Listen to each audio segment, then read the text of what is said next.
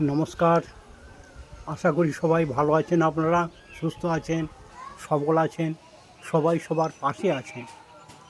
রথযাত্রা লোকারণ্য মহা ধুমধাম, ভক্তরা লুটায়ে পথে করিছে প্রণাম। রথ ভাবে আমি দেব, পদ ভাবে আমি,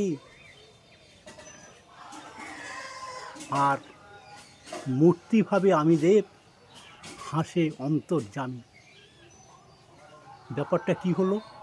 রথও ভাবছে আমি দেবতা, রথ ভাবছে আমি দেবতা, মূর্তি যে ভাবছে তিনিও দেবতা। তা দেবতাটা কে? কে দেবতা?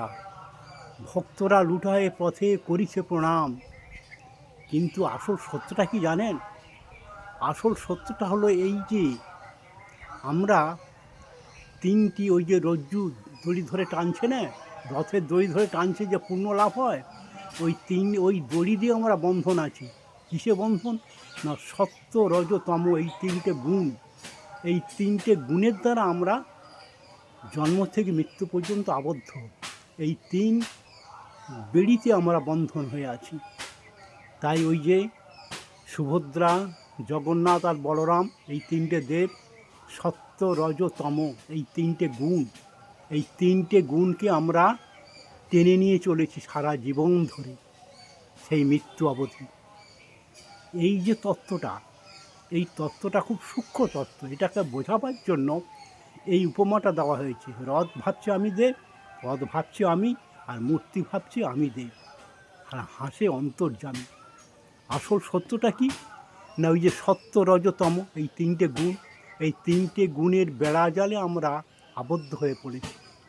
তাহলে সেই অন্তর্যামীর কাছে পৌঁছতে গেলে আমাদের কি করতে হবে?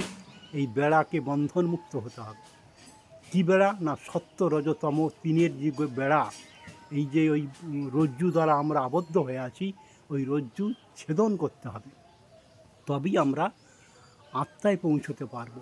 আমরা তখন মনে অবস্থান করছি, মন মেরে আত্মভাব আনতে হবে, তবেই আমরা আত্মোপলব্ধি করতে পারবো, তার আগে নয়। যতই শাস্ত্র মুখস্থ করুন, যতই ওই সৎসঙ্গ করুন, যতই গুরু নির্বাচন করুন, কিছুতেই কিছু হবে না। তোমার ভিতরেই গুরু বসে আছে, গুরু ফাঁকায় খুঁজছো কোথায়? আরে তোমার ভিতরেই সব, বাইরে কিছুই নেই। অন্তরে ঢুকো, অন্তরে, সাগরের ডুবে তলদেশে প্রবেশ করো, কুলকুণ্ডলীকে জাগাও। কুলকুণ্ডলিনী জানো কি? যে সাধক কোথায় পাবে? পাওয়া খুব মুশকিল। সাধন ভজন খুবই কষ্টসাধ্য, কৃচ্ছ সাধন কে করবে? সহজলভ্য গুরু সেজে গেরুয়া বসন পরে ওং ওং করে কিছু চাল কলা হলো। যাক, অনেকে তুষ্ট হবেন, ক্ষুণ্ণ হবেন, উপস্থিতি যাব না। আসল কথা হচ্ছে সত্য রজতম, এই তিনটে গুণকে আমাকে জানতে হবে। আমাদের এই তিন গুণে আমরা আবদ্ধ হয়ে আছি। এই গুণের বিশেষ ভাব আমরা গীতায় পাব। গীতা পড়ুন, গীতা বুঝুন, গীতা মুখস্থ করবেন না। ঘরে ঘরে গীতা পাঠ, ফল কেন ফলছে না? দেশলাইয়ের কাঠির দোষে একটি কাঠি জ্বলছে না। গীতা শ্লোক ইক্ষুখণ্ড গিলিলে আস্বাদ নাই। গুরু পাশে সরসে বসে সরসে চিবানো চাই। তা সেই গুরুও নেই, আর সেই সরসে চিবানোও নেই। আঁককে নাচি বলে রস কী করে পাবি? সরস কী করে পাবি? ইক্ষুখণ্ড মানে আঁকের খণ্ড। যাক, ভিডিওটা বড় হয়ে যাচ্ছে, আপনারা স্লিপ করে বেরিয়ে যাবেন।